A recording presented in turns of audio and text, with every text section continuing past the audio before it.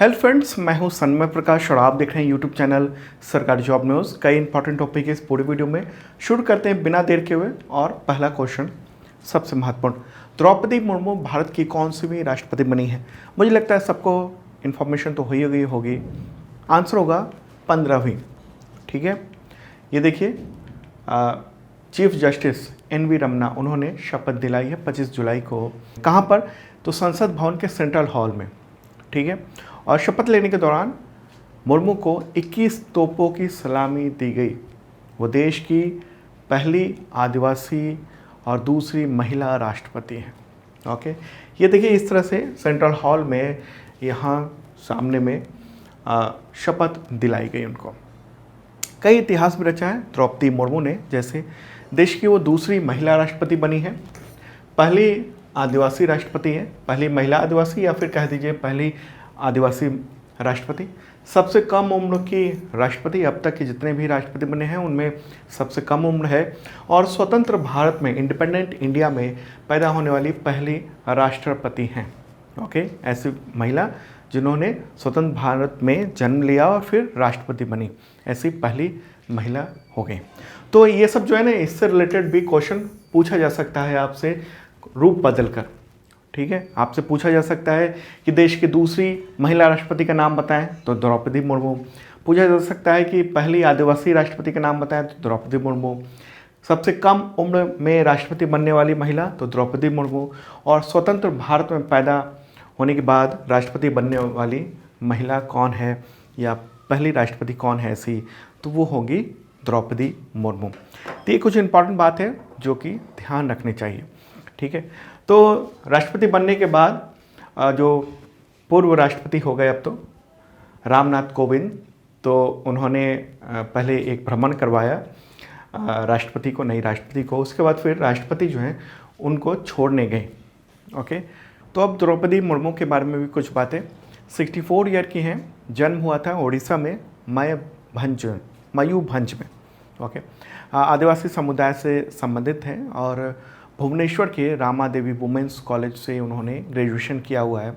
Shri Aurobindo integral education and research institute में assistant professor के तौर पर भी रही हैं। इसके अलावा ओडिशा सरकार के सिंचाई विभाग में कनिष्ठ सहायक के रूप में भी काम किया है। ओके, सिंचाई विभाग में काम करने के बाद वो 1997 में बीजेपी में शामिल हो गई। पहले पार्षद रही वहीं ओडिशा में रायरंगपुर क्षेत्र की, फिर उस क्षेत्र की उपाध्यक्ष भी चुनी गई। 2000 में, सन 2000 में विधानसभा चुनाव हुए, उसमें वो विधायक बनी और मंत्री भी रही बीजेद और बीजेपी की सरकार जो ओडिशा में थी उसमें। 2004 तक उन्होंने कई विभागों को संभाला मंत्री के तौर पर, और 2015 में उनको झारखंड का गवर्नर बना दिया गया था। और ऐसे ही झारखंड की पहली राज्यपाल हैं जिन्होंने कार्यकाल से ज़्यादा अवधि तक वहाँ अपनी सेवा दी है गवर्नर के तौर पर। ठीक है, अच्छा, जब राष्ट्रपति बनी हैं द्रौपदी मुर्मू, उन्होंने शपथ ली, उसके बाद उन्होंने भाषण भी दिया और उन्होंने सबसे पहले अपने भाषण में जोहार कहा। जोहार का मतलब होता है सबका कल्याण करने वाली प्रकृति की जय। ठीक है, इम्पॉर्टेंट बात है। उन्होंने कई बातें कही। उन्होंने कहा कि जीवन की यात्रा ओडिशा के एक छोटे से आदिवासी गाँव से शुरू की, और जिस पृष्ठभूमि से आती हैं, जिस बैकग्राउंड से आती हैं, तो वहाँ पर प्रारंभिक जो प्राइमरी एजुकेशन है वो भी प्राप्त करना जो है वो सपने जैसा था, और ख़ास तौर पर लड़कियों के लिए, महिलाओं के लिए तो बहुत ही दिक्कत थी। तो तमाम बाधाएं हुई, उसके बावजूद वो कॉलेज गई, और कॉलेज जाने वाली वो गांव की पहली बेटी थी। ओके, जनजातीय समुदाय से हैं, यानी आदिवासी हैं। वार्ड काउंसलर से लेकर और अब राष्ट्रपति बनने का पूरा सफ़र एक लंबा तय हुआ है, और उन्होंने कहा ये लोकतंत्र ही है जिसकी वजह से पद तक पहुंची है। इंपॉर्टेंट बात है। इसके अलावा भी कई और बातें कही, लेकिन जो प्रमुख बात थी वो मैंने आपको बताया। अब चूँकि राष्ट्रपति की बात हो रही है, नई राष्ट्रपति बनी है, तो अब तक जितने राष्ट्रपति हुए हैं उन सब के बारे में भी जानना ज़रूरी हो जाता है। तो ये पूरी लिस्ट है। पहले राष्ट्रपति थे डॉक्टर राजेंद्र प्रसाद, दूसरे राष्ट्रपति हुए डॉक्टर सर्वपल्ली राधाकृष्णन, तीसरे हुए जाकिर हुसैन। ओके, उसके बाद 2 प्रभारी राष्ट्रपति बने थे, VV गिरी और मोहम्मद हिदायतुल्लाह। ओके, फिर उसके बाद बने VV गिरी फिर से परमानेंट राष्ट्रपति के तौर पर। ठीक है, तो इसलिए हम चौथे राष्ट्रपति इन्हीं को कहते हैं। 5वें फ़खरुद्दीन अली अहमद थे 5वें राष्ट्रपति। उसके बाद फिर कुछ टर्म के लिए प्रभारी राष्ट्रपति बने बीडी जत्ती। ओके, फिर छठे, यानी चूँकि प्रभारी थे इसलिए उनको काउंटिंग नहीं किया जाएगा कितने नंबर में, तो छठे बने नीलम संजीवा रेड्डी। फिर 7वें ज्ञानी जैल सिंह, 8वें आर वेंकट रमन, 9वें राष्ट्रपति शंकर दयाल शर्मा, डॉक्टर शंकर दयाल शर्मा। 10वें राष्ट्रपति KR नारायणन। 11वें राष्ट्रपति डॉक्टर APJ अब्दुल कलाम। 12वें राष्ट्रपति थी प्रतिभा देवी सिंह पाटिल। ओके, 13वें प्रणब मुखर्जी और 14वें रामनाथ कोविंद। और अब 15वीं राष्ट्रपति बन गई हैं द्रौपदी मुर्मू। तो कितनी सैलरी मिलती है? भारत के राष्ट्रपति को 5 लाख रुपए प्रति महीने सैलरी मिलती है। इसके अलावा फ्री मेडिकल सुविधाएं, घर, बिजली, टेलीफोन भत्ते वगैरह वगैरह मिलते हैं। सवाल है पूर्व राष्ट्रपति को कितना पेंशन मिलता है? तो 1.5 लाख रुपए पेंशन मिलता है, एक आवास मिलता है बड़ा सा, और तमाम मेडिकल सुविधाएं वगैरह वगैरह मिलते हैं। ठीक है, तो चलिए आगे बढ़ते हैं, अगला क्वेश्चन लेते हैं। वर्ल्ड एथलेटिक्स चैंपियनशिप 2022 में किस भारतीय पुरुष खिलाड़ी ने पहली बार गोल्ड मेडल जीता है? यहाँ पर बात हो रही है किस भारतीय पुरुष खिलाड़ी को, किस भारतीय ने पहली बार, वो भी पुरुष खिलाड़ी, उसने मेडल जीता है वर्ल्ड एथलेटिक्स चैंपियनशिप में। आंसर होगा नीरज चोपड़ा। उन्होंने 24 जुलाई को जेवलिन थ्रो यानी भाला फेंक में भारत के लिए सिल्वर मेडल जीता। उन्होंने 88.13 मीटर का थ्रो किया, उन्होंने भाला फेंका और सिल्वर मेडल जीता है वर्ल्ड एथलेटिक्स चैंपियनशिप में। ओके, और आपको बताऊं कि अब तक पुरुष के तौर पर कोई भी पुरुष खिलाड़ी उसने वर्ल्ड एथलेटिक्स चैंपियनशिप में कोई भी मेडल अभी तक के इतिहास में जो है वो नहीं जीता था। पुरुष की बात हो रही है। हाँ, महिला ने जीता था। अगर हम बात करेंगे कि केवल खिलाड़ी के बारे में, तो ये दूसरे ऐसे खिलाड़ी हैं जिन्होंने मेडल जीता है। इससे पहले महिला खिलाड़ी की बात करेंगे तो अंजू बॉबी जॉर्ज ने 2003 में पेरिस में जो आयोजित हुआ था वर्ल्ड चैंपियनशिप, उसमें ब्रॉन्ज मेडल जीता था। ठीक है, ब्रॉन्ज मेडल जीता था उन्होंने।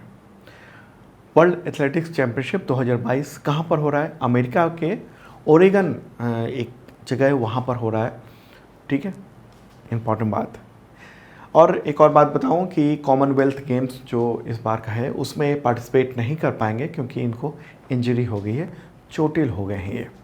ठीक, बुरी खबर खेल की दुनिया से ये भी है।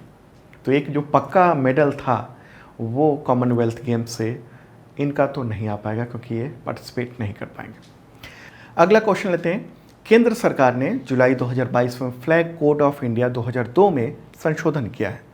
तो ऐसा करके राष्ट्रीय ध्वज को फहराने का समय क्या तय किया गया है, क्या बदलाव किया गया राष्ट्रीय ध्वज फहराने में? आंसर होगा दिन और रात दोनों वक्त अब तिरंगा को फहराया जा सकता है। तो फ्लैग कोड ऑफ इंडिया में बदलाव किया गया है ध्वज संहिता में। ओके, भारत के ध्वज संहिता हिंदी में कहेंगे, उसमें बदलाव किया गया। बदलाव के तहत यही होगा कि रात को भी फहराया जा सकता है। अभी तक यही था कि केवल दिन में ही फहराया जा सकता है, सूर्योदय, और सूर्योदय के समय आप झंडा फहरा सकते हैं और सूर्यास्त के समय आप झंडा उतार सकते हैं। ये था, रात के वक्त झंडा फहराने की अनुमति जो है वो पब्लिक के लिए नहीं थी। लेकिन अब दिन और रात किसी भी वक्त झंडा फहराया जा सकता है। और संशोधन ये इस बात को ध्यान में रखते हुए किया गया है कि अभी आने वाले वक्त में एक अभियान चलने वाला है, शुरू हो भी चुका है, हर घर तिरंगा अभियान। ओके, गवर्नमेंट की ओर से उस पर काम चल रहा है। तो उसके तहत 13 से 15 अगस्त तक अमृत महोत्सव के तहत अभियान चलाया जाएगा। उसमें देश भर के लोगों से अपने घरों पर झंडा फहराने की अपील की जा रही है गवर्नमेंट के द्वारा, और झंडा बांटा भी जा रहा है। तो उसी के तहत अब ये कर दिया गया है कि रात को भी जो अपना तिरंगा है प्यारा, उसको फहराया जा सकेगा। और इससे पहले भी अभी मार्च में ही, कुछ महीने पहले ही, फ्लैग कोड ऑफ इंडिया में सरकार ने संशोधन किया था। ओके, अभी तो जुलाई में किया, उससे पहले मार्च में किया था। उसमें यह था कि मशीन मेड पॉलिस्टर जो नेशनल फ्लैग है उसके निर्माण और आयात को मंजूरी दी गई थी। Okay, flag code of India, उसमें भारत के तिरंगे को फहराने, उसे रखने और किस मौके पर फहराया जा सकता है, इन सब के बारे में पूरा डिटेल है। ठीक है, चलिए आगे बढ़ते हैं, अगला क्वेश्चन लेते हैं। उससे पहले इन्फॉर्म कर दूं कि अब तक का टोटल करंट अफेयर्स अवेलेबल है पीडीएफ, और जो तमाम एग्जामिनेशंस हैं अभी जो होने वाले हैं उन सब में बहुत काम आएगा, आप देख सकते हो। ओके, इसे डाउनलोड भी कर सकते हैं, और ये मेंबरशिप लेना होता है। इसके लिए 1 ईयर का करंट अफेयर्स का स्पेशलिस्ट हम लोग हैं। करंट अफेयर्स के तमाम एग्जामिनेशंस में हम लोग के जो क्वेश्चन है करंट अफेयर्स के 90% से ज़्यादा हम लोगों के बताए हुए आए हैं, कई तो 100% तक क्वेश्चंस आए हैं। ओके, जो हम लोगों ने पढ़ाया आपको। तो ये मेंबरशिप है, उसके थ्रू आपको मिलता है करंट अफेयर्स का PDF, weekly, monthly, quarterly, half yearly, yearly. Weekly mock test होता है करंट अफेयर्स का, ताकि आप जांच सकें करंट अफेयर्स का नॉलेज कैसा है। Exam based monthly test series भी आज किया जाता है, अलग अलग सब्जेक्ट के होते हैं उसमें सब शामिल, और 40% डिस्काउंट है, और फ्री शिपिंग है बुक्स पे। और हाँ, बहुत लोग बुक्स के लिए पूछ रहे थे, तो 7 महीने का यानी जनवरी से लेकर जुलाई तक का जो बुक्स है वो उसका परचेज लिंक ऐप पर अवेलेबल हो जाएगा। ओके, आप उससे परचेज कर सकते हैं। आप अगला क्वेश्चन लेते हैं। WHO ने ग्लोबल मंकी पॉक्स के प्रकोप को किस तरीके से इमरजेंसी घोषित किया, किस तरीके की इमरजेंसी घोषित की है, क्या किया है? तो इसमें आंसर होगा public health emergency of international concern. ठीक है, न्यूज़ भी आप देख रहे हैं, मंकी पॉक्स, उसका प्रकोप कई देशों में फैलता जा रहा है, इंडिया में भी आ चुका है, और सबसे पहले केरल में ये मामला आया था इंडिया में, और अब तो हम लोग देख रहे हैं कि दिल्ली में भी रिपोर्ट किया गया है मंकी पॉक्स के मामले। तो इसी के तहत क्या हुआ है, गवर्नमेंट ने ये अपनी तरफ से तो तैयारी की है, लेकिन WHO ने ये public health emergency of international concern घोषित कर दिया। मतलब ये हुआ कि ये पब्लिक हेल्थ के लिए रिस्क है जो कि ग्लोबल स्तर पर है। ठीक है, और ये पेंडेमिक घोषित करने से पहले का कदम है। अगर इससे भी ज़्यादा स्थिति खराब होती है और मंकी पॉक्स के बहुत ज़्यादा मामले सामने आते हैं, तो हो सकता है WHO इसको पेंडेमिक घोषित कर दे, यानी ग्लोबल तौर पर महामारी घोषित कर सकती है। लेकिन उससे पहले का कदम उठाया जा चुका है, public health emergency of international concern ये घोषित कर दिया गया है WHO के द्वारा। और इसमें यही गाइडलाइन दिए गए हैं तमाम देशों को कि इसको लेकर निगरानी बढ़ाई जाए, महामारी को लेकर जागरूकता बढ़ाई जाए और संक्रमित लोगों का ख्याल रखा जाए। WHO का कहना है कि जुलाई में 14,533 संभावित केसेस जो हैं वो नाइजीरिया, मध्य अफ्रीका सहित कई देशों में 72 देशों में रिपोर्ट किए गए हैं। 14,000 यानी 14,500 से ज़्यादा केस 72 देशों में, तो मतलब कई देशों में ये फैलता जा रहा है। ओके, और तो इसको लेकर मंकी पॉक्स को कंट्रोल करने के लिए ये WHO की ओर से कोशिश ये की गई है कि जो देश की सरकारें हैं अलग अलग, वो इस पर कदम उठा सकें। ठीक है, चलिए आगे बढ़ते हैं, अगला क्वेश्चन लेते हैं। भारतीय नौसेना ने जुलाई 2022 में किस देश के सेल्फ डिफेंस फोर्स के साथ मैरीटाइम पार्टनरशिप एक्सरसाइज यानी MPX आयोजित की? आंसर होगा Japan. Japan maritime self defence force है उसके बीच और इंडियन नेवी के बीच में अंडमान सागर में ये जुलाई में ही मैरीटाइम पार्टनरशिप एक्सरसाइज आयोजित की गई है, कंडक्ट की गई है। ठीक है, और इस एक्सरसाइज में इंडियन नेवी की ओर से INS सुकन्या और JS समंदर, तो उसने हिस्सा लिया। MPX का उद्देश्य क्या है? तो दोनों देशों की जो समुद्री उसके समूह हैं, जो फोर्स है, उसके बीच में आपस में कोऑर्डिनेशन हो सके। ओके, हिंद महासागर क्षेत्र में नियमित अभ्यास किया जा सके, कम्युनिकेशन वगैरह वगैरह ये सब हो सके। जापान में मैरीटाइम सेल्फ डिफेंस फोर्स है। ओके, वहाँ पर हम नेवी नहीं कह सकते हैं, ठीक है, सेल्फ डिफेंस फोर्स कहेंगे हम, Japan self defence force. Navy क्यों नहीं कहते हैं? दरअसल सेकेंड वर्ल्ड वॉर के वक्त जो शर्तें थोपी गई थी जापान पर, चूँकि जापान हारे हुए देशों में था, तो उसके अनुसार उसको सेना वो नहीं रख सकता है, तो इसलिए वो सेल्फ डिफेंस फोर्स है, नेवी नहीं रख सकता है, तो सेल्फ डिफेंस फोर्स है वो। ओके, अब बात हो रही है नौसेना की, तो इंडियन नौसेना की भी बात कर लें। नौसेना प्रमुख कौन है? आर हरि कुमार। अगला क्वेश्चन लेते हैं, देश का कौन सा जिला पहला हर घर जल प्रमाणित जिला बन गया है? आंसर होगा बुरहानपुर, मध्य प्रदेश। ठीक है, न्यूज़ भी आप देख रहे हैं टाइम्स ऑफ इंडिया में, हर घर जल प्रमाणित जिला बन गया है देश का पहला। प्रमाणित मतलब गवर्नमेंट की ओर से मुहर लगा दिया गया कि वहाँ के हर घर में नल के द्वारा पानी पहुँचा दिया गया है। ठीक है, मध्य प्रदेश में ये है। तो केंद्र सरकार ने जुलाई में ही ये सर्टिफिकेट जारी कर दिया है। ओके, हर घर जल योजना जो है उसको केंद्र सरकार ने 2019 में जल जीवन मिशन के अंतर्गत ये लॉन्च किया था। हर घर जल योजना को मकसद ये है कि देश के सभी घरों में पाइपलाइन के जरिए साफ़ पानी, स्वच्छ जो वाटर है वो पहुंचाया जा सके, और इस लक्ष्य को पाने के लिए 2024 का वक्त तय किया गया है। तो ये भी सवाल हो सकता है कि हर घर जल योजना का लक्ष्य क्या तय किया गया? तो 2024 से देश भर के हर घर में नल के द्वारा पानी पहुंचाने के लिए। तो चूँकि मध्य प्रदेश की बात हो रही है, मध्य प्रदेश का एक बुरहानपुर शहर है, उसके चीफ मिनिस्टर कौन है? शिवराज सिंह चौहान। गवर्नर मंगूभाई छगन भाई पटेल।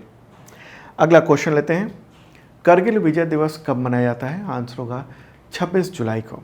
ओके, 1999 में करगिल युद्ध में भारतीय सैनिकों के द्वारा जो दिया गया बलिदान था और संघर्ष था, उसको याद करने के लिए हर साल 26 जुलाई को ये दिवस मनाया जाता है। 60 से अधिक दिनों तक, यानी मई से लेकर जुलाई 1999 के बीच में ये लड़ा गया था, और भारत ने अंत में अपने क्षेत्रों को पर फिर से नियंत्रण हासिल कर लिया था। तो ये 26 जुलाई 1999 को ये युद्ध, करगिल युद्ध ख़त्म हुआ था। ओके, चलिए आगे बढ़ते हैं। अगला क्वेश्चन लेते हैं, विश्व ड्राउनिंग प्रिवेंशन दिवस ये कब मनाया जाता है? आंसर होगा 25 जुलाई को। संयुक्त राष्ट्र के द्वारा ये दिवस घोषित है, यूनाइटेड नेशंस जनरल असेंबली के द्वारा। ओके, वैश्विक डूबने की जो रोकथाम है उसको लेकर ड्राउनिंग प्रिवेंशन का मतलब ये हुआ कि आपदा में नदी, तालाब, कुओं में डूबने से जो मौतें होती हैं उसको रोकने का दिवस है, ताकि जागरूकता फैलाई जा सके, ताकि वो रुके।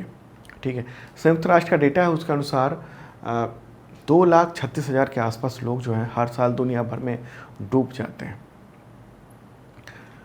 अगला क्वेश्चन लेते हैं, पेटीएम पेमेंट सर्विसेज लिमिटेड के नए सीईओ कौन बन गए हैं? आंसर होगा नकुल जैन। इससे पहले वो स्टैंडर्ड चार्टर्ड बैंक में काम कर रहे थे, तो पेटीएम पेमेंट्स सर्विसेज उसमें इनको नियुक्त किया गया है, सीईओ बनाया गया है। ये इनको आप ऐसा नहीं कर सकते कि पेटीएम के सीईओ हैं। ठीक है, पेटीएम कंपनी है, उसके सीईओ कौन है? उसके सीईओ हैं विजय शेखर शर्मा। उसी का एक हिस्सा है payment services, Paytm payment services, जो बैंकिंग जैसा ही काम करता है, तो उसके ये सीईओ बनाए गए हैं नकुल जैन। ठीक है, पेटीएम की मूल कंपनी कौन है? 197 कम्युनिकेशन। अगला क्वेश्चन, फ्रेंच ग्रांड प्रिक्स 2022 खिताब किसने जीता? ये फार्मूला 1 रेस है। आंसर होगा मैक्स वेरस्टैपन। ओके, और 7 बार के विश्व चैंपियन लुइस हैमिल्टन जो है वो दूसरे स्थान पर है, ये फर्स्ट स्थान पर है। तो दोस्तों ये था इंपॉर्टेंट करंट अफेयर्स, और कल मिलते हैं अब ताज़ा तरीन करंट अफेयर्स के साथ। और आप ऐप भी डाउनलोड कर सकते हैं, शानदार तैयारी हो पाएगी सरकारी जॉब न्यूज़ के से करंट अफेयर्स की। ओके, और तमाम एग्जामिनेशन में हमारे कंटेंट शानदार टकरा रहे हैं, तो देखते रहिए अगला वीडियो। और हाँ, जल्द ही हम लोग जुलाई तक का 7 महीने का वीडियो लेकर आ रहे हैं आपके सामने।